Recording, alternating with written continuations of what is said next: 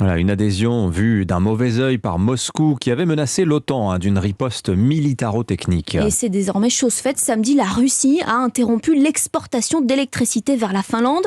Justement, nous partons à Helsinki avec notre envoyée spéciale Caroline Baudry, un pays qui se prépare à présent à une flambée de cyberattaques. Le regard aiguisé de Saku navigue entre ces deux écrans d'ordinateur. Il est spécialiste de la sécurité de l'information. Qu'est-ce que vous êtes en train de faire ? C'est un logiciel pare-feu. Comment expliquer ça ? En fait, les pare-feux sont importants pour n'avoir aucune personne non autorisée sur nos réseaux. Sur l'écran de son voisin de bureau, des chiffres, des points reliés entre eux, l'architecture du contrôle du réseau électrique en Finlande. C'est la seule image concrète qu'il peut montrer. Les autres sont classifiés.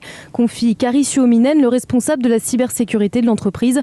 Tous les employés sont ici formés et entraînés pour repérer les intrusions. On a par exemple un logiciel qui nous envoie de faux mails. C'est comme une sorte de jeu. Et les gens ici augmentent leur score quand ils devinent que c'est un faux. Alors ils sont très compétents pour cela. Je dis qu'ils sont parano, de façon positive.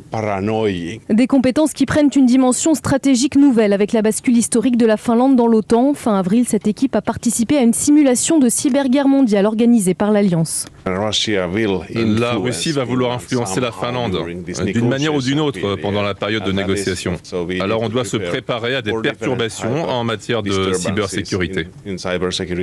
En attendant d'éventuelles représailles russes à la demande d'adhésion à l'OTAN, la guerre en Ukraine semble offrir un répit à l'entreprise qui n'a recensé aucune tentative d'attaque depuis le début de l'invasion. Helsinki, Caroline Baudry, Europe 1.